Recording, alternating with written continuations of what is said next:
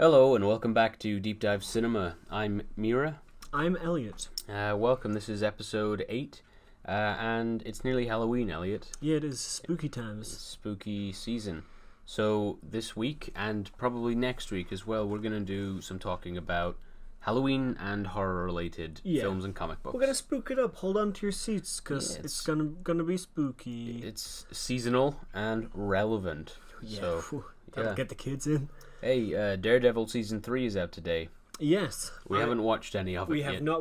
I was like, will we watch an episode before? And then we raked some leaves. Yeah. Hey, but that's pretty autumnal, so. Also seasonal and relevant, so there we go. Yeah. Hey, we just got a follower on Instagram. Speaking of which, follow us on Instagram at Deep Dive Cinema for some cool artwork and that kind of thing, and it's going to be the best. And Twitter as well? Yeah, also Twitter, but I don't really use that because running the Instagram is enough work for me. Yeah, okay, fair enough.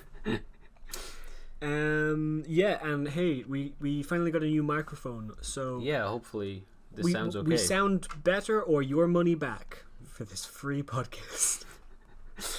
Also, if this episode isn't released, which you probably won't notice, there was a problem with the microphone, so who knows? Who knows how that works? Yeah, who knows? We don't know. Great. Okay, so some news to kick us off for this week. Titans is coming to Netflix. Oh, now that is something scary. Yeah. Start off with some relevant spooks. Yeah, Titans is coming to Netflix, guys, which means if you bought the DC streaming service, there's now nothing that's exclusive to that. There's no reason to do that at all.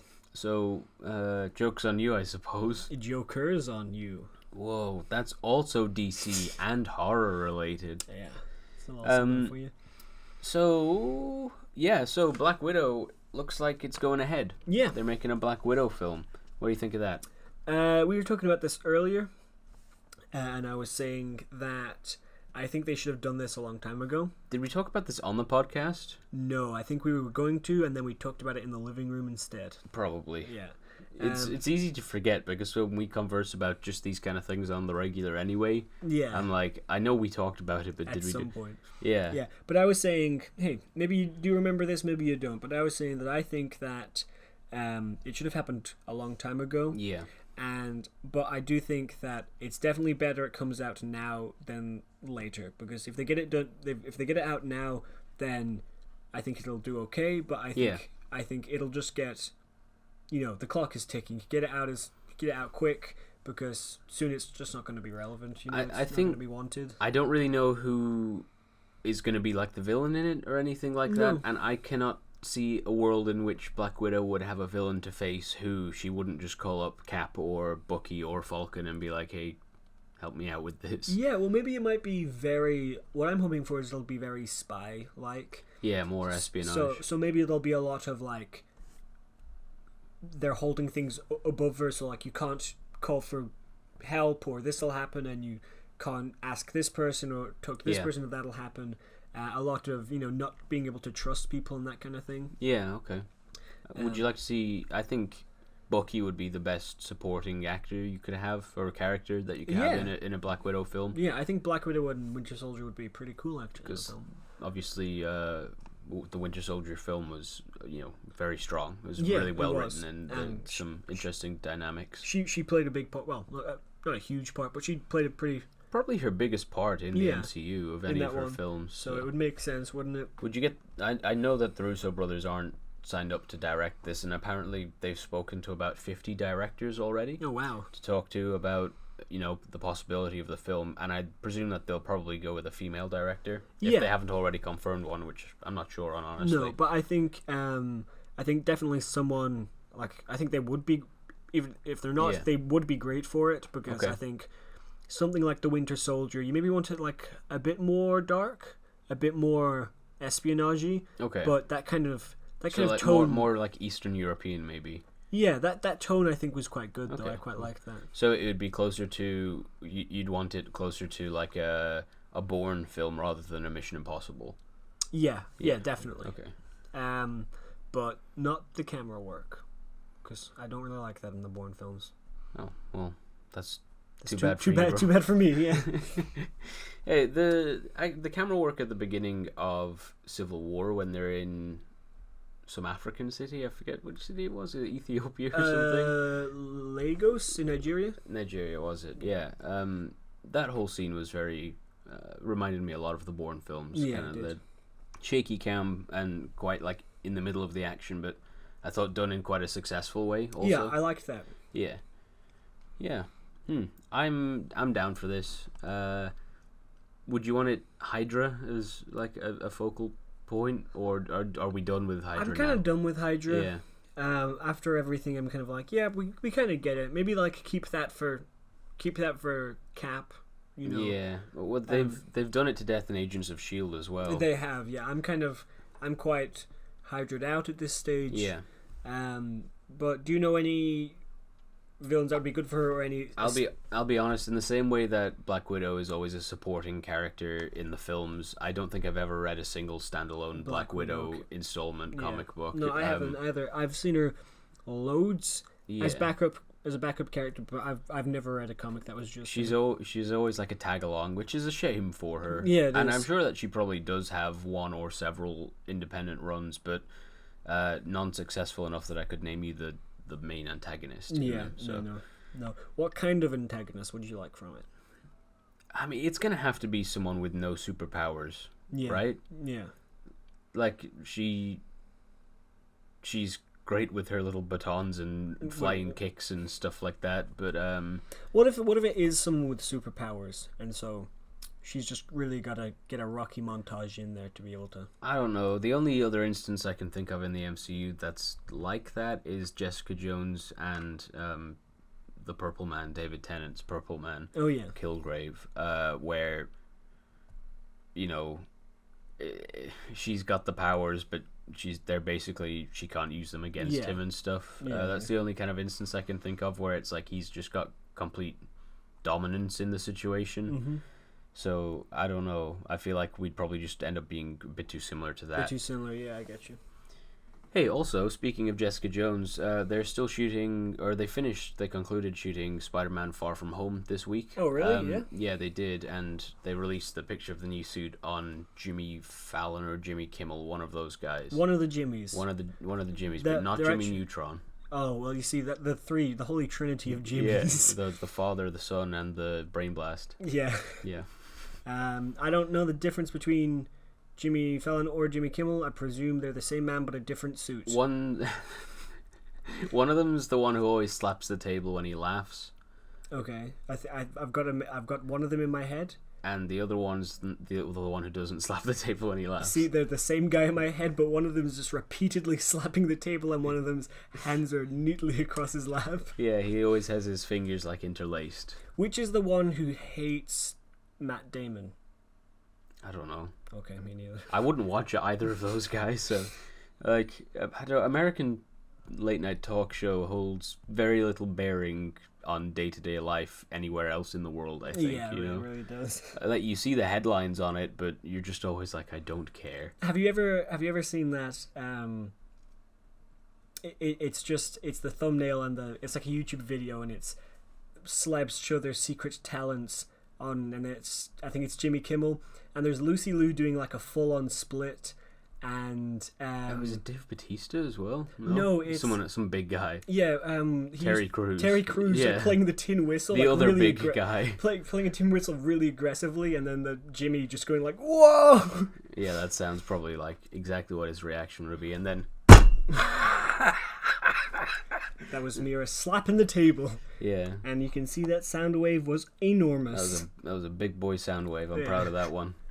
No, I say though because Spider-Man Far From Home wrapped filming, and 2 days before Jessica Jones season 3 started filming, and they were only 3 blocks apart in New York. Wow, really? Yeah, and that makes you think, is this the closest we'll ever get to any Netflix movie crossover? Yeah, 3 blocks is the closest you can get.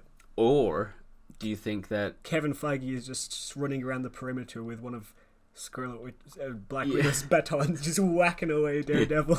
Do you ever think that like those are probably such independent productions that they just didn't know? Oh yeah. Do you think?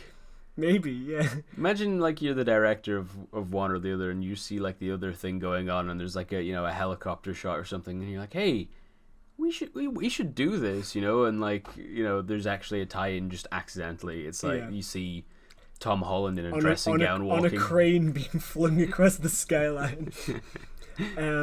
Speaking of helicopter shots and horror, I recently watched The Defenders, and I don't know if I said this, but there's this awful shot that I have no reason why it's in there. Yeah. Which is of Iron Fist and what's the name of his partner?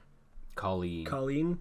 And he's just coming back to New York, and they're sitting in a helicopter, and it shows like a shot of it's New the York. Thanos copter. The Thanos copter. Yeah. It shows the city, and then it pans to them, and they're like, New York, the city that never sleeps. It can be anything you want it to be. What do you want it to be, Colleen? Home. And then it just pans back to the city. And I don't know, I think they were like, because I think this was in like the first episode. Yeah. I think they wanted like a Daredevil scene, a Luke Cage scene, a Jessica scene, and an Iron Fist scene, and they realized they'd left out an Iron Fist scene, and they were like, okay, make this quick. Quick, get to the typewriter, boys. Put down the most generic comment you can think of. Because it had no reason to be there. It was awful. Yeah, well, look, I think actually, speaking of which, we need to talk less next week about Netflix, because we kind of focus a bit too heavily on it. So maybe next week we'll talk about Daredevil somewhat, but Netflix generally less. Yeah, what happened was I recently got Netflix on my phone, and so that's what I've been doing. You got my Netflix on your phone. I nervously asked Amir after an episode, hey man, can I have your Netflix? I mean, it's no problem, but also, you owe me big time, boy. Damn, okay. Cool. What was I gonna say? Something. Oh yeah. Speaking of Daredevil and that kind of dialogue, how long do you think it'll be until into episode 1 before either Fisk or Daredevil say, "This is my city"? I think it's going to open with them just shouting at each other. They're just going to be standing behind a table like, this is my city. No, this is my city. This is my city. That's no, it's mine. All that there is so far in either season of those two is like, this is my city. You can't do that here. And then he's like, no, Wesley, this is my city. I love my wife. Vanessa, this is my city. That's a pretty good impression. Oh, thanks. Yeah. How long until he stares at some white space, and then like, it's like, I remember when I was a little fat boy and I killed my dad. Oh yeah, I forgot about that. He did indeed kill his dad. Yeah. Well, good on you, Willie. Good job. Cool. I saw this week that Evangeline Lilly of Ant-Man and the Wasp said that they actually shot scenes of all three. This is spoilers for. Oh, if you listen to this podcast, you're gonna get spoilers and hypothesis and potential leaks. So just be warned. If you haven't seen Ant-Man and the Wasp, whatever. It was pretty good. I enjoyed it. So go watch it. So in the post-credits scene, Hank Pym's wife Janet Van Dyne, and Hope Van Dyne, their daughter, who's the current Wasp, all get dusted. They get snapped off camera, so you just see the dust blowing away where they were. Yeah. But apparently, according to Evangeline Lilly, they actually shot all three of those getting dusted, getting snapped. Yeah. Which I thought was really interesting. But she actually said that obviously this was filmed a long time prior to Infinity War coming out. Yeah. So they had no idea what it meant to be snapped. Yeah. They had no idea what it meant to, they didn't know how to react to it, if it was painful, what was going on. So they said that not only did they not really know what to do, but Peyton Reed, the director, was kind of just like, it just says, like, you get snapped, and, like, didn't really know what this meant. So she said that she was glad that it was cut, but I thought, man, that'd be fascinating to see what that actually looked like. Like, how would they do it? Maybe Hope was just like, oh no, I am being snapped, and they're like, no, Michael Douglas's Hank Pym would definitely, like, do a really melodramatic, like, falling to his knees and like, no, Hope. Like, I just got you back. Yeah, he'd really, like, do it over the top, I think. Yeah, he would. And then who knows how Janet would react, because we spent about 30 seconds screen time with her. Just like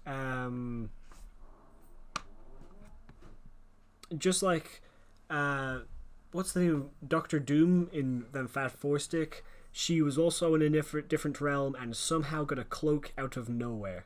Who? What, Doctor Doom? Yeah, do you remember in Fan Four Stick? He comes back from. Did you not say she? Yeah, his wife. She also gets a right. cloak, and you're like, where did that cloak come from? Oh, right, I see. Wait, no, the original Wasp, her cloak thing is made out of her original wings that she wore when she went in. Is it not? I believe. No, she's got like a sword, where like a spear where the blades are her wings, but she's also got just like a cloak on. Huh. Well, there is that Micronaut city that you see in there. Maybe she got it from those beings that live in there, whatever they are. Yeah. Speaking of Ant-Man, there was a leaked supposed someone saw the trailer for Avengers 4. Yeah, how much, like, we haven't really discussed that in person. How much did you buy that out of 10? Out of Pierce Brosnan? No, just 10 just out of 10. Okay. This is a real rating. Okay, I would say like an 8.5. Oh, really? I was quite on board. You're quite bought by it. Just because of the fact that it was the first trailer and it didn't tell us anything. You know? Right, yeah. So it's a taste. Yeah, it showed us shots where people were like, because I saw people commenting on it and they were like, oh, that shot could be this. Yeah. And the fact that it showed enough that you could guess things, but you weren't sure. Like, a lot of the people would be like, oh, I saw the trailer and it's got them all teaming up and they do a big flip. And like that. Galactus eats the whole universe. Yeah, and like they're not going to show that in the teaser trailer. No, definitely not. So yeah, I was it had a couple cool shots in it as well. I'd say everything seemed to make sense to me. It showed he mentioned the white suits. It did, yeah. Which we now think are pretty much confirmed. Yeah, it does seem like there's further leaks of toy lines to indicate that not only Thor and Rocket, but also Captain America has a white suit. And there's also, and this is potentially a big spoiler, there's a rescue suit, which is Pepper Potts' Iron Man suit. Oh, yeah. So that's, that's also something that was mentioned. So if that, it's a pretty good indicator. However, I'm going to say I'm only like a 6 out of 10 on board with that one. I think it's really well put together, but I don't know if I actually buy it. Yeah. There's a few things that just don't seem right in there. And maybe it's played a bit too safe. Maybe, yeah. And I don't know. Yeah, I don't know. I think when I first read it, I was like, I can get on board with this. Yeah. But then over time, I've soured on it a little. Yeah, I don't. Like a glass of milk in the sun. Sure, that's exactly what it's like. I've seen a lot of people making fun of the line where Banner says, "My rematch is coming." Oh yeah. But I think that's as I do a lot of script work myself. I think that's something that people who are not involved in the film industry don't really understand, is that a line on its own without the context of an actor saying it within a scene can look so bad. Stupid, yeah. And Marvel films are filled with those kind of lines that if you saw it written down, you'd be like, But it takes an actor with a lot of charisma and a lot of presence to be able to actually make it decent. And I can kind of see Banner saying, like, I can clearly envision that Mark Ruffalo saying that, especially nervously. Especially after Ragnarok and Infinity War. I feel like that is kind of something he'd say. Yeah, definitely not. If it was Avengers, he wouldn't say that. No, but he's changed as a He's changed a lot, hasn't he? Yeah. I don't know. Yeah, I don't think a lot of people are like, obviously it's not real because that line's stupid, and it is kind of stupid, but also I don't think that discredits it completely. No. But what I do think maybe discredits is it suggests that Rocket and Nebula fist bump at one stage. Oh yeah. Yeah, and I'm like, I can't see that happening. Can you imagine Rocket being like, okay, here's the plan. I'm going to need all of Nebula's body. Oh, do you think if there's time stone shenanigans in there, do you think we'd see Karen Gillan as Nebula but without any of the robotics? Like, could we see original Nebula? Yeah, do you think she'd still be blue? Maybe. I don't know. I don't know what race she is. Because, like, all of the grafts on her are blue, so I'd presume so, but I can't be sure. I have no idea. But that would be interesting, right? That'd be cool. Would be. Yeah. And also, like, if they had plans for her for the future, I wouldn't be surprised if they did something like that almost as a reward to be like, you're going to have to do a lot less prosthetic work from now on. Yeah. Yeah. Huh. Yeah, it would be cool. Interesting. Well, we'll keep you up to date with any leaks that we think are decent. Decent, yeah. But there's a lot of bad ones. There are a lot of ones that are really like Thanos backflips in and does a Fortnite dance and stuff, and you're like, no, please. I mentioned that one because there was this cool scene where Ant-Man was fighting like 3 tardigrades, which are those molecular creatures that you kind of saw a little bit of in both Ant-Man and Ant-Man and the Wasp, which, if you don't know, are like can live for 400 years, can survive on the surface of the sun, can survive when like completely frozen, only need to eat once every 4 years or something. They're ridiculous. Do you think they got snapped as well? Did half of them get destroyed? Well, I think that... Do you think animals and stuff got snapped? I don't. No, I don't. Also, you know there's that thing where it's like 1/3 of your body is made up of microorganisms. Can you imagine if just like everyone got 2 foot shorter because... That's not how the 1/3 works, but okay. No, but like 1/3, yeah, but 1/3 of you, and then like half of those are all gone. Yeah. Everyone gets a foot shorter. That's not how it would work. It wouldn't. You just die, surely. No, I think it's probably only the sentient creatures. No, not even sentient, but like the leading race or leading species on a planet or something. I think it's like once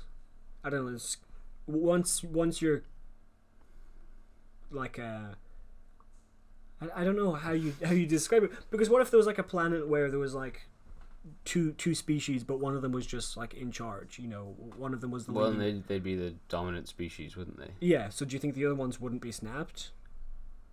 Maybe it's the one that is judged to be more of a drain on the planet's resources or something. Okay. Do you think he would have thought that much of it, or is it just kind of like half of everyone that he would consider a people? I really don't know. I think that the stones probably have a level of sentience that they're capable of kind of deciding these things themselves, maybe. Yeah.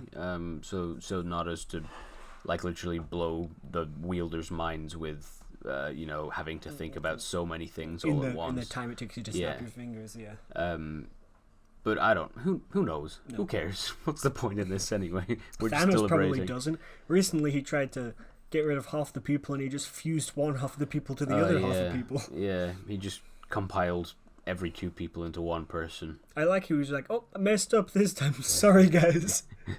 You'd think that he'd be practiced enough by now. Yeah. To halve the world's population without merging people. Yeah. Huh. Yeah, so do you want to move on to crap comic book character of the week? Let's do it. Don't you mean crap comic book character of the week? Do. That's exactly what I mean. That's it. Different tune every time. Well, or no tune, really. Damn. Well, this week, to keep it on the spooky spectrum, I'm going for a Ghost Rider character. Yep. Now he goes by the name The Friend. Okay, that's kind of spooky. Yeah, well, he's not a villain. Okay. See, kind of what they tried to do was make Ghost Rider friends with Jesus. Oh. Yeah. So for a series, the possibilities are endless. So for a couple of series, couple of issues, because this is in the stage where every issue, like, just a demon would show up, just like a vague gargoyle-looking demon would show up. Was this what, 80s, 90s? Yeah. Early 80s, I think. Okay. And Ghost Rider would start fighting with him, and then the Friend would show up and hey man, just leave my buddy alone. And the demon would go, oh yeah man, I guess I'll leave. And the idea was that they would then later on reveal that this man who looks like a lot of, iconography of Jesus, and who was able to banish demons and was just an all-around the right guy, was Jesus. What a plot twist. But obviously, by like second week, everyone had worked this out and was just unhappy with it, so there's a lot of complaints. Yeah. And so they were like, oh no, he's not actually Jesus, he's just a good Ghost Rider. And I'm not really going to talk about his stories because he doesn't even do anything. He just shows up and says, It just talks him out of it. "Be gone, demon! Leave my buddy alone." Well, so this is Johnny Blazier, a Ghost Rider. Yeah. So he's got the motorbike. Yeah, and Ghost Rider would say, did he ever say like, "Jesus, take the wheel," and then the friends turned up? No, because they were like, "Oh, he's not Jesus," Right. But he so clearly was, and he'd just tell the demons to leave, and they would.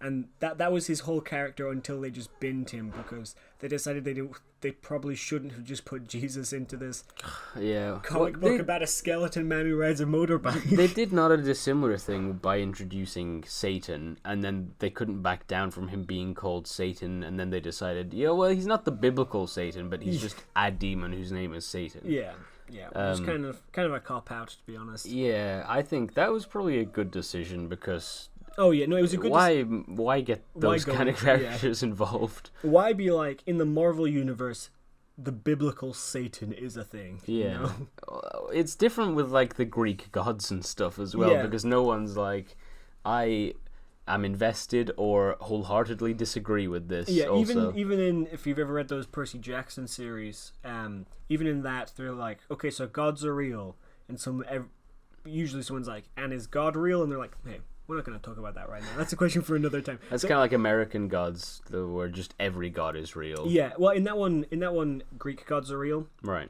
And then there's another series where Egyptian gods are real. But they don't coexist. No, they live on like a different side of like the same coin.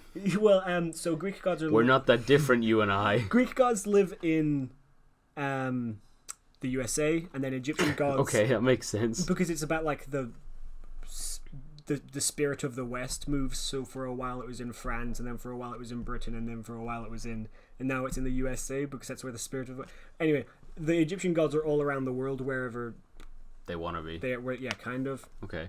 But then they were like, and Norse gods also a thing, and now it's kind of like all because the last book he kind of writes a book series and then a sequel book series. Yeah. The last one was about the god Apollo.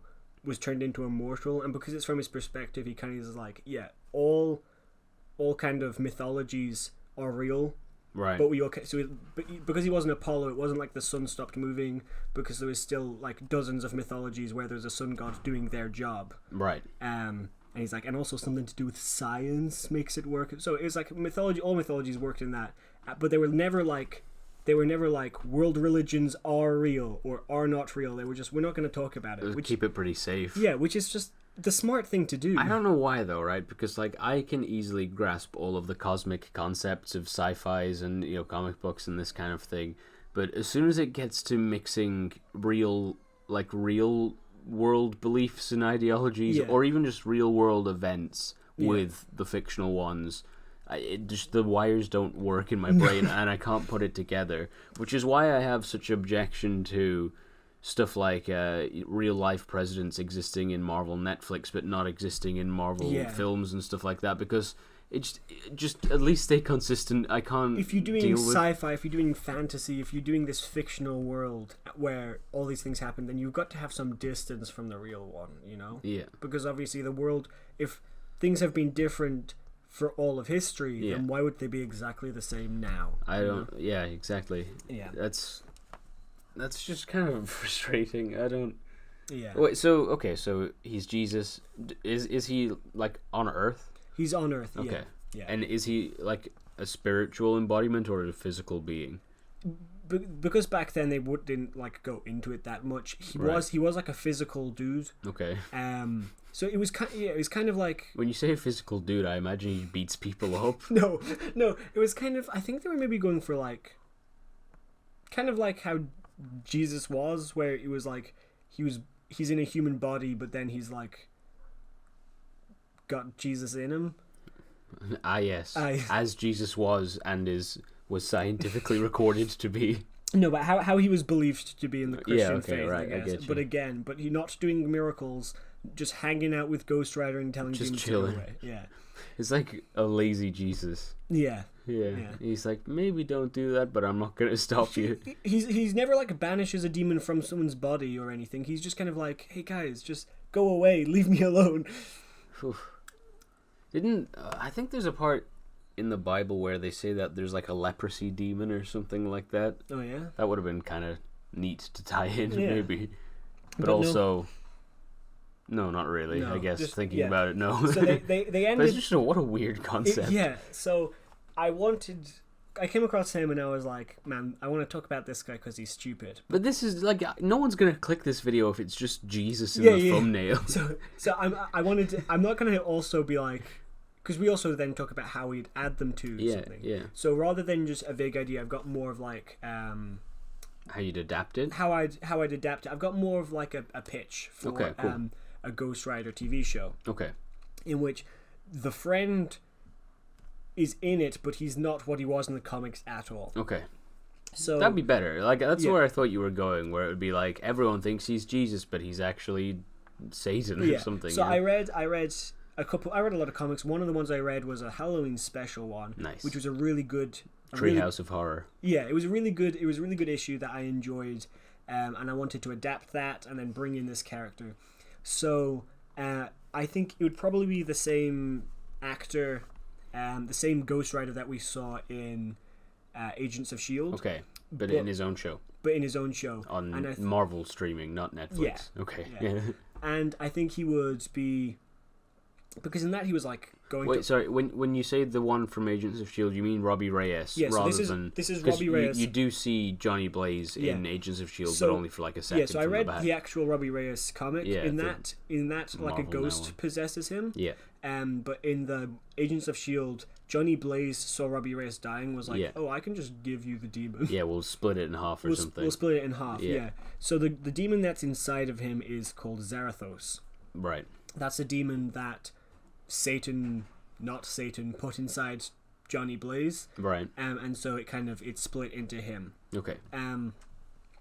And then I also want the friend Okay. to be so this is almost like an actual demon and angel on your shoulders. Right, okay. Where, so their voices in his head, basically. Yeah, but I want them to be kind of more like ghosts, and Right. they're really tied to his car, which is kind of like the source of his powers. Yeah, almost. basically.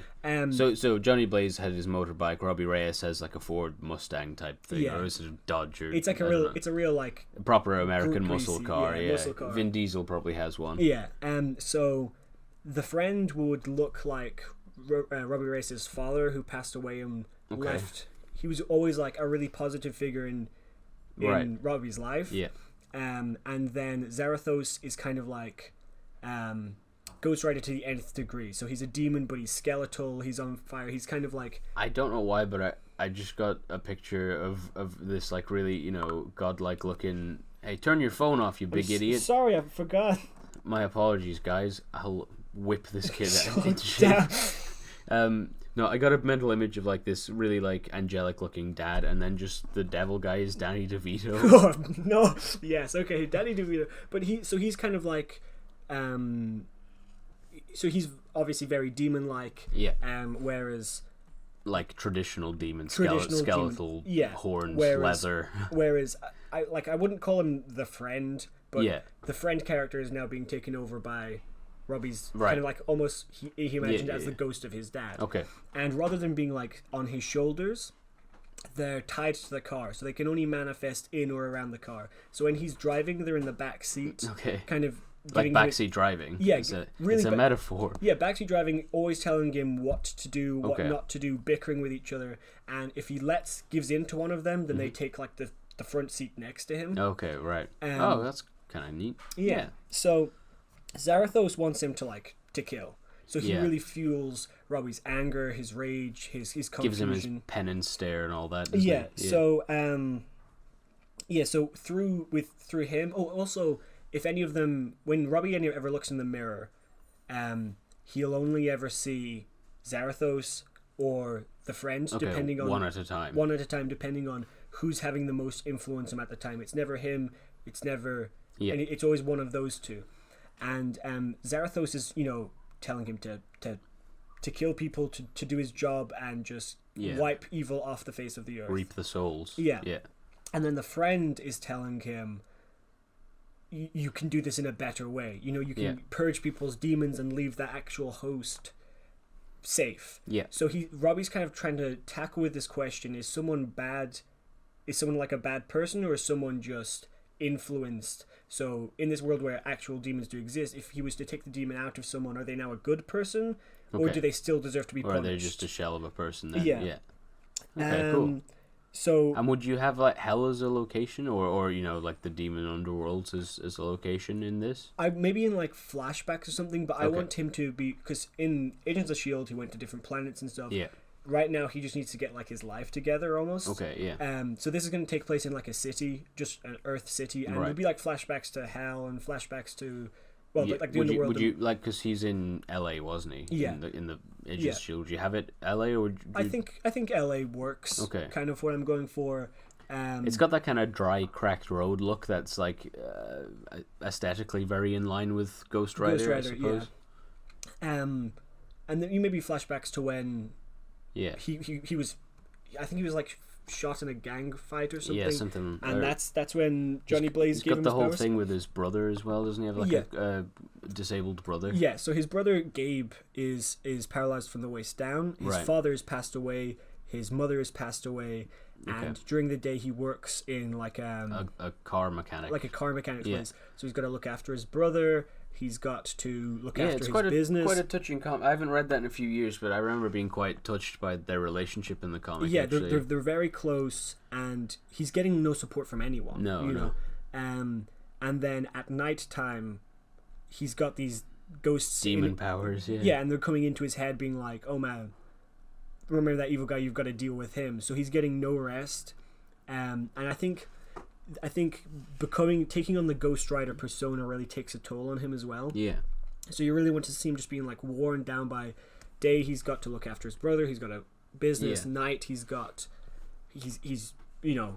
out. And in superhero things, you really never see the implications of them being beaten up so much. Like I watched Punisher and he got stabbed so many times. Like that man should be pure scar tissue. Yeah, his whole body. They're usually okay pretty quickly. Yeah, but I want to see like if in one episode he gets shot, then like 2 episodes later on, if someone hits him there, he should be like, oh yeah, that's where my bullet wound is, so I'm especially sore there. Okay. Yeah. And all this time, though, actually, an exception to that is Tony Stark, who's consistently had his left arm damaged over and over again throughout the films, and whenever he's just kind of standing, not doing anything, he's always cradling his left arm, and his fingers actually shake on his left arm when he uses them. That is good. And I've always just kind of been impressed by the attention to that. And there's like it's not even like that subtle, because when you watch it, at one stage his suit Friday says like contusions detected on your left arm, and he's like, "Yep, I detected that too." But he's constantly getting his left arm bashed in, and I like the idea that it's kind of like Dark Knight Rises tier, where maybe the suit's kind of the only thing that really keeps his arm going. Together, So I agree. Having real life repercussions and long lasting effects definitely adds a lot to the characterization. So I'm on board with this. And he's got this kind of rocky relationship with the police Captain Dolan. Okay. So she gives him kind of information like, oh, this freaky thing happened that's maybe more your speed than my just regular police officer thing. So she's telling him that they've had like an enormous amount of disappearances. Like within a couple of days, it's been tens of people, which is far more than they normally have. And this is kind of how we're introduced to this villain. So in the comics, he's called Scarecrow, which is already the name of a Batman villain. Yeah. And in the comics, he's a bit too similar to the Batman villain. Yeah. So I've changed him quite a bit from the comic. Cool. Maybe enough to call him Scarecrow, maybe not, I don't know. Like he's the Scarecrow, right, in Batman? Yeah, this guy's just called Scarecrow. Okay. Well, it's different then. So this guy also has a demon inside him. Okay. But his one is different. Rather than being a demon of like paying for your sins and burning, that kind of thing, he's just like a fear. He's like a boogeyman fear. Right. Okay. So he's the standard bad guy issue. Yeah. So he's got this, rather than a chain whip, he's got this big pitchfork. Okay. Nice. And when the demon takes over him, rather than burning away his skin, he becomes like huge. He Okay. becomes like a really big, physically powerful guy. Right.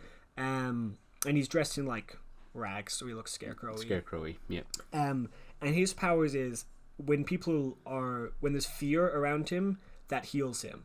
Okay. Right. So he has to kind of stir the pot in order to keep powerful. Yes. So he's got to keep being as scary as he can. Oh, my bad. That's an email from me. Damn, we're both buzzing today. Don't worry, guys. I'm gonna whip him after this. With a fiery chain. Yeah. So Ghost Rider, he's staying in this like junkyard, and just being like a creepy dude. He's got like in the comics, it's kind of ridiculous how gory it is. He's like, right, yeah. He's like, I'm gonna make a fire, but I only use children's heads, and then he like has a rope attached to his Seems like a real waste of the rest of the child. Yeah, and he makes a rope, and he's like, I made it out of policeman intestines. I thought it was a nice touch. So I want to tone that down a bit, but he's still like obviously very daunting. So he's in this like broken down house. Yeah. And because Ghost Rider's powers come from his vehicle, yeah, I think it would make sense for you understand that reading the comics, but when you say it boils down to it comes from his vehicle, it sounds ludicrous. Yeah, it does. It does. But it makes no sense for me ever when he like gets off his motorbike and just runs into a house, and I'm like, can you imagine if Tony Stark was like, oh no, my shoulders are too big to fit in this doorway, so I'm just gonna park the suit outside and run in with a gun. Yeah. Yeah. So I think like when he's coming for Scarecrow, he just like crashes his car into this house. Cool. Just to try and hit him inside the house. But he's big, he's powerful, and Robbie is scared. Okay. So he can't there's just no way he can actually beat him. Feeding into. He's feeding him, and that way everything he does, the Scarecrow just heals and he gets stronger. And so Robbie eventually just has to like run away. He's like, I can't. Yeah. Right now, I'm not fit for it. Yeah. And often like mid-series, they'll fight the villain, and the villain will leave them like a broken mess, and then they're like, I've got to get better. But here, he's not being left by the Scarecrow. He himself has to be like, I'm not good enough for this. Yeah. I've got to improve. Yeah. He's got to have a Rocky montage. He's got to have a Rocky montage. Yeah. So we're just gonna play Rocky 3's Rocky montage, and hopefully people. Wait, which one? The second one. Oh. Many say the lesser of the seven. But so I think we'll learn a bit more about the Scarecrow. So the Scarecrow, the demons kind of take people as hosts when they're in really vulnerable places. Yeah. So Robbie Reyes was a bloody mess. He was going to die. I think Scarecrow was more psychologically and emotionally vulnerable. Okay.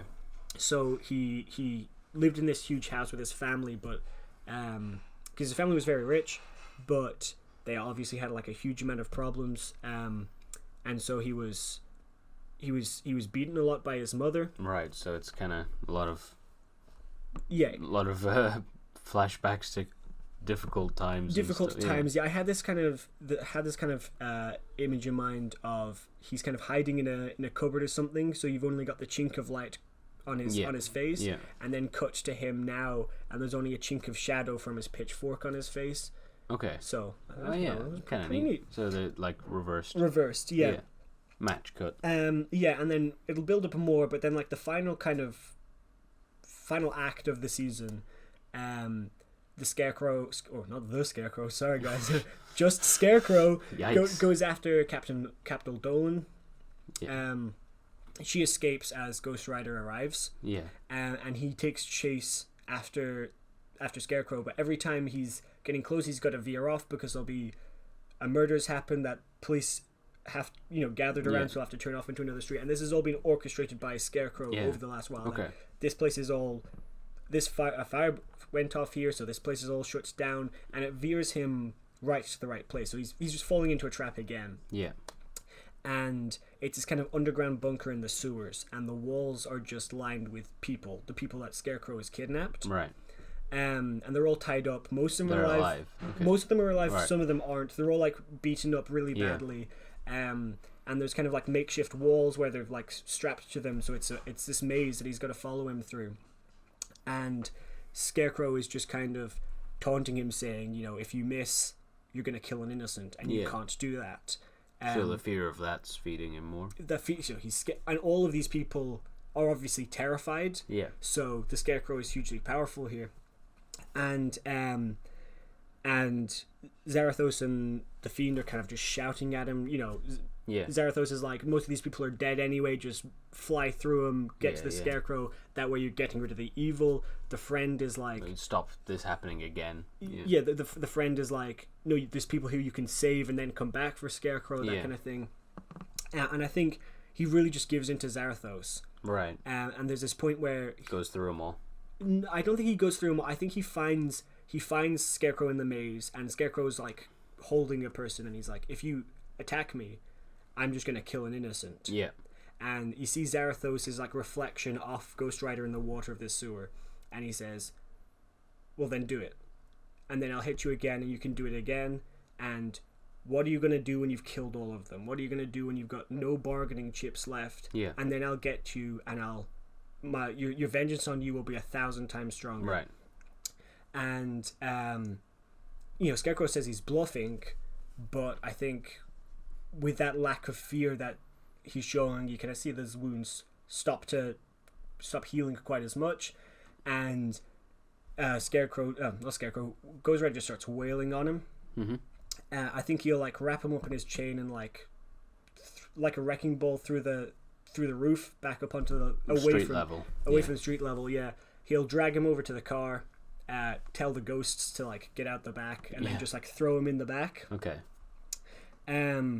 And then he just drives him as far away from that place of fear as he can to keep him weak. And I don't know where this last scene was to take place. It's somewhere big, empty.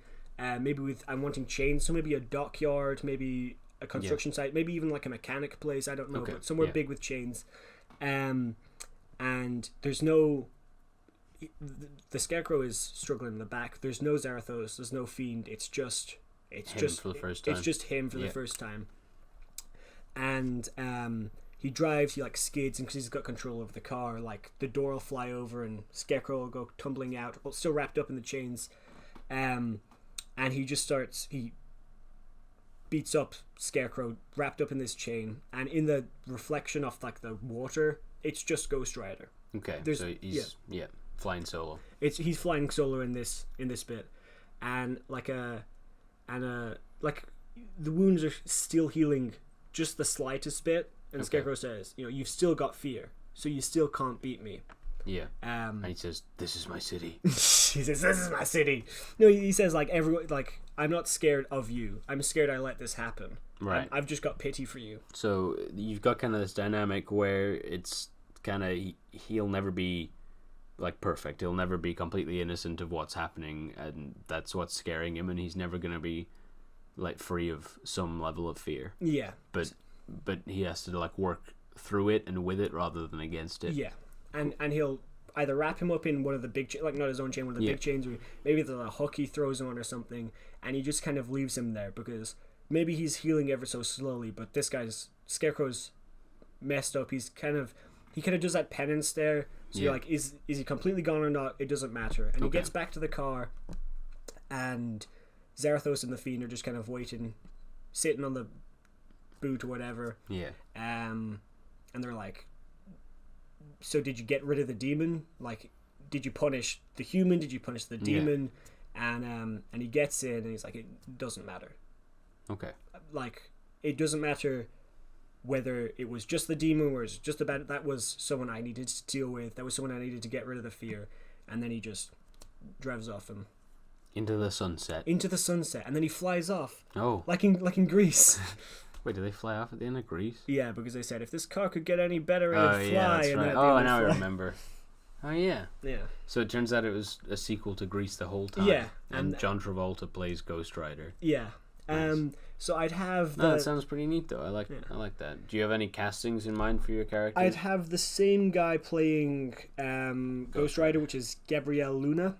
That's right, yeah. Because I thought he did it pretty well. For Scarecrow, you'd want maybe Cillian Murphy. Maybe like, yes. No, I was thinking maybe like the body and the voice could be two different things. Like maybe you want someone real big for the body, but you could even do like a more a more noticeable voice for the Darth Vader style. Yeah. I really liked Willem Dafoe as Ryuk in Death Note. Mean, the film was awful, and Ryuk didn't look that good, but just Willem Dafoe's voice on that weird body was really good. Right. Yeah, know? So you know that Something you're right. Like that does kind of work. Yeah. Yeah. So and then Gabe, same actor. What about Scarecrow? See, like the. Oh, sorry. So Willem Dafoe for the bad guy. Sorry, Yeah. I thought you were talking about Ghost Rider's demon. No. Maybe Willem Dafoe for a demon because he made a really good. Yeah. Shinigami, whatever you call him. Yeah. And then I didn't have anyone in mind, but I thought like you want a real good voice, and then the body kind of to be don't cast exclusively for both. I think big body, specific voice, because we like a mask on or whatever. You're not gonna be seeing the mouth much anyway. So Darth Vader. Right? I'm about that. Yeah, that sounds pretty good. Yeah, thank you. Cool. And I thought that was the best way you could implement the friend without having just. Yeah. No, that's really like quite roundabout, but you've put a lot of thought into that. So I like the sound. Cool. Does the friend just looks like Jesus? So the friend looks like his dad. So he. Yeah, no, but in the comic he looks just like. In the Jesus. comic he looks just like Jesus. Yeah. Right. Okay. So maybe I'm gonna put Scarecrow in the. Yeah. Look up Scarecrow because he looks so much cooler. I'm gonna put Scarecrow in, and so just a disclaimer. Yeah. And also, we're not anti-Jesus because we called him crap character of the week. No, I thought he just didn't work as a comic book character, and he wasn't written well. Cool. Well, I think provided that there's no major news for next week, we should focus more on this kind of thing as well, because I've got some ideas about. So if you're not aware, kind of like pre-superhero Marvel was a thing, and nearly all of that was kind of like spooky characters and horror related. Yeah, and then Ghost Rider used to be. It was like a cow. They did a lot of like Western comics. Yeah. He used to be like a cowboy character. That's right.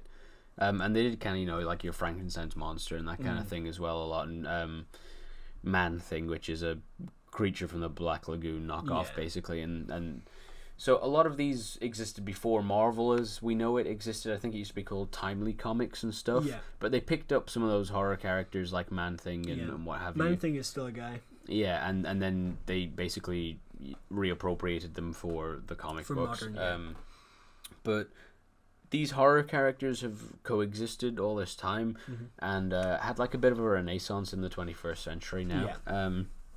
There was a run called Max Comics, which was like a Marvel series which was much more geared towards adults than it was, quite horror themed. Okay. So there's some really interesting ones from there, and there's a series called Dead of Night, which I loved. And it's got a character who, again, he's existed since like the 50s or 60s, and he's called the Digger. Okay. And he's one of the first instances of like quite a fourth wall breaking comic book character, I think. So basically, he's got this whole story, but long story short, he always like narrates these stories where it starts and ends with him digging a grave for a body and then telling the story, and you're never quite sure if it's like actually what happened or if he's embellishing it and stuff. And then halfway through the story, he'll come back and he'll be like, now at this stage, you're probably thinking it must have been the butler or whatever. Yeah. But, and he's really quite witty, and I'd love to see something in that realm. So I want to talk about him and Man-Thing specifically next week. And I kind of have like a pitch for like a Dead of Night style show universe type thing. Okay, cool. And I also have a pitch for the Doctor Strange Annihilation run. Wait, no, is it called Annihilation? I think so. Yeah. That's the recent one where all of Las Vegas goes to hell and then comes back and it's demon infested. Okay. It's crazy. It's a really wild run. And nearly all of the Marvel hero characters all become Ghost Riders in that run. Oh, cool. But I want to pitch that as like an Avengers tier movie and stuff as well. In time for Halloween, and maybe then we can talk a bit about some of other horror films that we like as well, because there's new Halloween coming out this year or this week or something. And kind of just more Nightmare on Elm Street, Friday 13th, those kind of things, and talk about kind of. Well, if you talk about favorites next week. This week, here's a question. Was there ever a character from a TV show or a movie that was too scary for you? Yeah, probably. Well, like, obviously, there's probably been a couple, but was there ever one that really stood out for you? So, this is a weird story, actually, and I won't try dragging it on for too long. Okay. But there was... do you remember Digimon? I do. So, Digimon would have been, quite like... it didn't last for very long, and it's still going, but like it's like quite exclusive. Yeah. But I was like really bang smack in the middle of like the age demographic for when it came out. It came out when it was big and huge. Yeah, it kind of coexisted with Pokemon, and then eventually succumbed. Pokemon came out on top of what have you. But I was really into it as a kid, and we had this VCR which had like VHS, sorry, which had like a few of the episodes of the anime, or I don't know if it was American made. I don't think it was, right? No, I think it was. Yeah, I think it was an anime. Yeah, so of the show anyway. Yeah. And there was this one episode which I vividly remember, where all of the characters and their Digimon they're wandering through this wasteland, and they're starving, and they're like, we need to find somewhere to rest, and it's dark and whatever. And they find this like big massive mansion, and they go in, and it's like filled with food, like comfy beds, it's warm, there's like a big fire, there's like one of those pigs on the dining room table with the apple in its mouth. Of course, yeah. And like they just can't believe it, and they're like, we'll explain when whoever owns this place comes that we were gonna die or whatever. And then I don't even really remember exactly what happened, but then as they're kind of like, maybe we should stay here forever, the house, like, it turns out that it's all been an illusion. It's actually this like really decrepit, rundown, burnt building. Oh yeah. And this giant dude or Digimon, or I don't recall, came out, and he's like a couple stories tall, and like black leathery wings and stuff. Digimon really, more than Pokemon, blurred the line between like what was a human and what wasn't. Yeah, like, definitely. As they evolve, they just get pants and turn into a human. Yeah. It was really and weird. Then it was one of them turns into like a submarine. And you're like, what happens here? Yeah, he's like a little seal guy, and then he's kind of like a walrus, and you're like, okay, I can kind of see the evolution. And then he's a submarine, and you're like, what happened? Yeah. But this dude, I remember his voice really vividly. I think he had like a skull over his face, so he's got like a face and then like a skull, like a helmet type thing, like a Lord of Bones from Game of Thrones kind of thing. I don't recall what that is. He's a guy who wears a skull as a mask. Probably like that then. Yeah. Or like Cubone from Pokemon. Oh yeah, now we're talking. But this dude really terrified me, and I can remember I always just put that VHS on and skip that episode. No, I'd always forget. I always forget, and then I'd get there and I'd be like, oh my. Yeah, I'd have to like hide for the rest of the episode because I didn't want to like go and look at the screen and fast forward and see him by accident and stuff. Yeah. So he really terrified me, and the weird part about it, right, is it was a couple of years ago. I was determined to find it, and I went through like the Wikipedia episode guide for all of the episodes and read them all to like find out which one it was, and I just cannot find any trace of it. Oh wow, really? Which makes it even spookier. And I even put it on like the Reddit for Digimon and was like, does anyone know this? And no one like replied to it. And I put it on Tip of My Tongue, which is another subreddit for like finding specific things that you can't. And they've helped me find some like incredibly specific things. And no one answered me on it either. So if anyone out there knows what it is, please let me know. I can't remember it very well, but it was like snowy wasteland, big beautiful house. All of the Digimon were like in their smallest forms. I think, so at early the time. on maybe. Although they could go back and forth, couldn't they? And I think the VHS had an orange box, like the side of the box is orange. Yeah. That's all I can remember. But that dude scared me. I remember I being just terrified of E.T. Oh yeah, you used to really freak out at we E.T. used to watch it, and I just hide behind the settee. He's a weird looking dude. To this day, I've never watched all of E.T. Really? Yeah, because I when I was really young, I was terrified of it, and then when I was like 7 or 8 or something, it was like a best movie lines or whatever, and there's a clip in it of E.T., and it brought back all that fear, and like for the next couple weeks I had nightmares about E.T. And so since then I've never even tried to I've never seen E.T. Everyone always talks about it, and I'm like, yep, I know clips from it. I know there's like there's like the Yoda scene, and there's they go on the bicycle. There's the scene that like is just ingrained into my brain with fear is when he's like covered in flour. Oh, he's covered in flour, and he like reaches out. I thought you were gonna say the bit where he's like in all the toys and dolls. Oh yeah, no, that one was scary too. Yeah, I mean that's like, is it a jump scare? I don't remember. It's a bit of a. It might be a bit of a jump scare. Like if you don't focus on him, you don't know he's there or something, and like. It scares the girl anyway. She screams, right? Anyway, so to this day, I've never seen E.T. Oh, damn, you should see it. And the character in that was called Elliott, just like I am. Yeah, you're right. Maybe I should get round to it, but yeah, spooked me a lot as a kid. Well, spooked me a lot today. Damn. Yeah, cool. All right, well, let's wrap that up because we're getting on now. We got through quite a bit today. We did. So thank you very much for listening. Please hit us up on Instagram and Twitter and any of that kind of thing if you want to talk or suggest anything. That's cool with us. We'd like to hear from you. And we'll see you next week. We've got no plans to do any kind of extra episodes midweek, but if we do, we'll post about it and let you know. Yeah. Tell us how the sound quality is as well, and give us any tips if you're... Oh, there's the pizza. It's the pizza pie. I didn't actually order a pizza, but if I go down... that would be good. That would be so good. It's E.T. Ah!